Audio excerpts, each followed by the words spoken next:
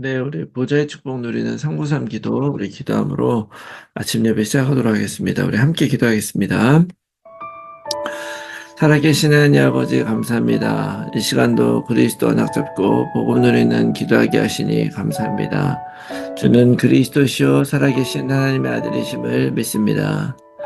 예수님은 나의 죄를 모든 죄를 사하신 나의 참 제사장이요 나를 사단의 손에서 건지신 나의 참된 왕이요 나에게 영원한 생명을 주신 나의 참 선지자이심을 믿습니다. 그리스도는 내 인생 모든 문제의 답이시며 내 삶의 주인이심을 고백합니다. 지금 이 시간 기도하는 나에게 주의 성령으로 충만하게 역사하여 주옵소서. 하나님, 지금 이 시간 성삼위 하나님께서 말씀으로 내 삶 속에 성령 충만함과 오력을 더하여 주시옵소서. 말씀을 선포하시는 성부 하나님, 그 구원의 말씀을 성취하시는 성자 그리스도 예수님, 말씀으로 나와 함께 하시는 성령 하나님이 영력, 지력, 체력, 경제력, 인력으로 충만하게 하사 237 나라 5천 종족을 살리게 하옵소서. 하나님, 지금 이 시간 기도를 통하여 보좌의 축복 9가지가 나에게 세팅되게 하여 주시옵소서. 보좌의 축복, 시공간 초월, 237 살릴 빛이 내게 충만히 임하여 하나님의 형상과 생기가 회복되어 원래 주셨던 에덴의 축복이 임하게 하옵소서. 그래야 나와 교회와 현장에 전무후무한 응답을 주옵소서. 하나님, 지금 이 시간 보좌의 축복이 실현되어 삼시대 살리는 축복의 증인이 되게 하옵소서. 늘 생명력이 넘치는 강단 말씀이 선포되게 하셔서 목회자와 함께 교회를 살리게 하옵소서. 그 선포된 말씀을 붙잡은 중직자를 통해 교회와 현장과 산업이 살아나게 하옵소서. 그래야 렘넌트가 일어나 전 세계를 살리고 미래를 살리게 하옵소서. 오늘도 언약 잡고 기도하는 우리들에게 최고의 축복을 부어주시고 축복을 볼 수 있는 영혼과 믿음을 허락하여 주시옵소서. 하나님, 자녀의 기도를 반드시 응답하시며 성령으로 역사하실 줄 믿습니다. 이 모든 말씀을 예수 그리스도의 이름으로 기도합니다. 아멘. 우리 찬송가 540장 우리 함께 찬송하겠습니다. 540장입니다.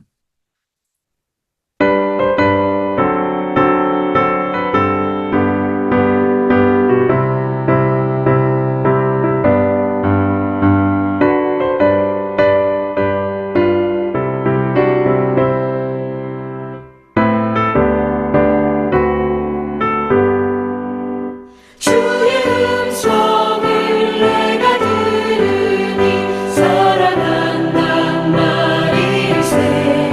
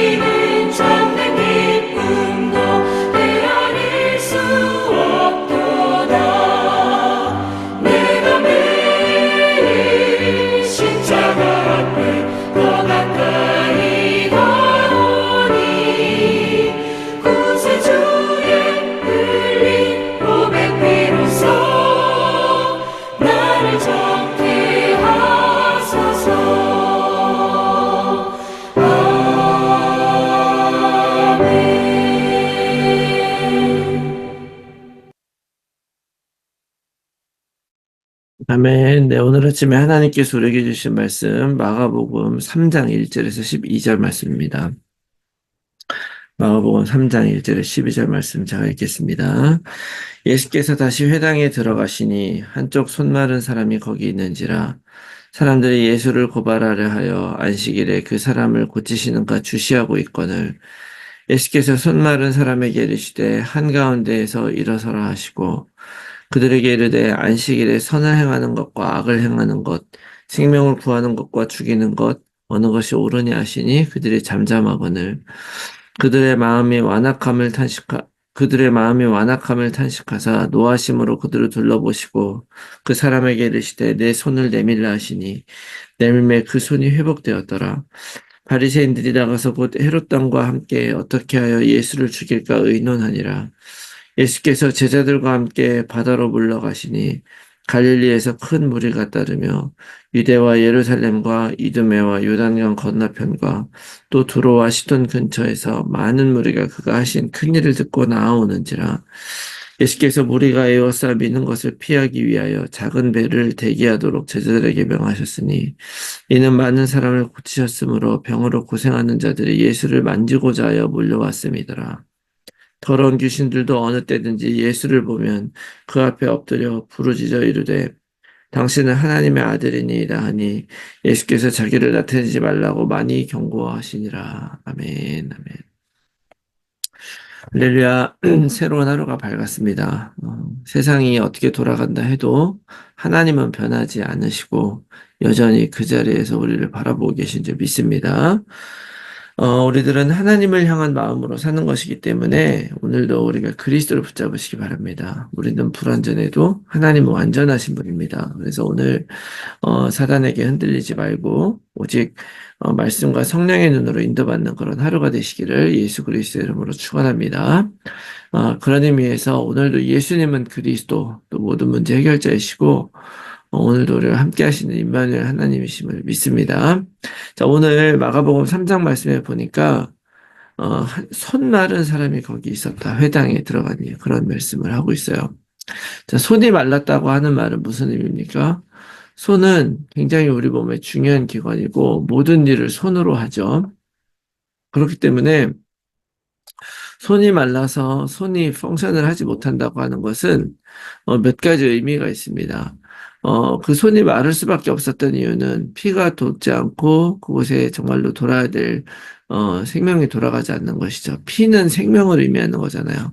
그러니까 생명이 없어서 진짜 해야 할 일을 하지 못하는, 다시 말하면 하나님이 우리 인생을 창조하시고 우리 인간을 만드셨는데 이 만드신 그 목적과 하나님의 뜻과 계획대로 살지 못하는 그런 사람을 의미하고 있는 것입니다. 그런데 그 사람이 회당 안에 있었다고 하는 거예요. 이것도 굉장히 큰 의미가 있다고 봅니다. 말씀이 선포되고 또 기도하고 하는 그런 공간에 하나님만 믿고 있고 말씀은 듣고 있지만 여전히 그 손이 말라 있는 그 사람은 단지 그 시대의 장애인만을 의미하는 것이 아닙니다. 오늘날에도 우리가 하나님의 말씀을 알고 하나님을 믿고 있지만 하나님의 뜻대로 살아가지 못하고 우리의 삶으로 그것을 나타내지 못하고 있는 그런 사람을 의미하는 것이죠. 왜 그렇습니까? 생명이 그 안에 없어서 그런 거예요. 예수님을 만나지 못했던 거죠. 그런 사람이 바로 예수님을 만난 거예요. 그 예수님을 만나고 나서 그의 인생이 바뀌고 고쳐집니다. 문제가 고쳐져요. 예수 그리스도를 영접하고 자녀가 되면 바로 근본이 바뀌게 되는 것입니다. 다시 말하면 힘의 소스가 바뀌게 돼요. 우리는 역시 마찬가지로 우리들도 이러한 예수님을 만난 사람들 아닙니까? 예수님을 만나고 그리스도를 만나고 그렇게 된 것은 우리 삶의 힘의 근원이 바뀌고 능력이 바뀌었다는 것을 의미하는 것입니다. 여러분 기억하시기 바랍니다. 하나님이 주시는 힘으로 우리는 살아가는 것이고요. 그 말씀으로 우리는 살아가는 것입니다. 그래서 하나님은 말씀을 통해서 나의 인생을 살리시고 나의 모든 것들을 회복시키신다는 것을 꼭 기억하시기 바라고요. 그런 의미에서 내 인생은 과연 정말 예수 그리스도를 영접하고 이 복음과 말씀 안에 들어온 이후로 정말 바뀌었는가 라고 변했는가 내가 할 일은 하고 있는가라는 것을 이렇게 돌아보게 될 때, 우리가 해야 할 일은 명확하죠. 증인이 되는 것이고, 세계복음화 선교하는 것이라고 믿습니다. 하나님은 그것을 위해서 지금 우리가 불편하고 우리가 능력이 없고 할 수 없는 일이 있다 할지라도 내가 이 복음 안에 눈 뜨고 영적인 눈을 뜨게 되면 하나님은 고치시고 다시 할 수 있는 일을 할 수 있게 하신다라는 사실을 여러분 기억하시기 바랍니다. 자, 그런데 거기에서 또 하나 우리가 놀라운 것은 뭐냐면 예수님이 어, 이 손 마른 사람을 고치는지 안 고치는지를 이렇게 지켜보는 사람들이 있었다는 거예요. 그들이 많은 사람들이 예수님이 뭐 안식일에 또 막 곡식을 이삭을 막 뜯는 그런 것을 보고서 너는 잘못했다라고 하면서 이제 막 이렇게 보던 사람들이 2절 말씀 보니까 예수를 고발하려고 주시하고 있었다 그래요. 자, 주시하고 있고 사람들이 예수님 제자들이 제대로 하나, 예수님이 지금 법을 어기고 있지 않은가, 이런 거를 이렇게 보면서 이렇게 했다는 거예요. 자, 고발하려는 그런 사람들 앞에서 예수님은 병자를 고치세요. 주십니다. 4절 말씀에 그 손 마른 사람을 일으킨 다음에 그 사람들이 지금 지켜보고 있는 걸 알죠. 병을 고치거나 이렇게 무엇인가 하는 일은 어쨌든 말씀드렸지만 안식일에 많은 일을 하면 안 되거든요. 정해진 일들이 있는데 이제 그런 일들하고 상관없이 더 많이 막 적용을 하는 거죠.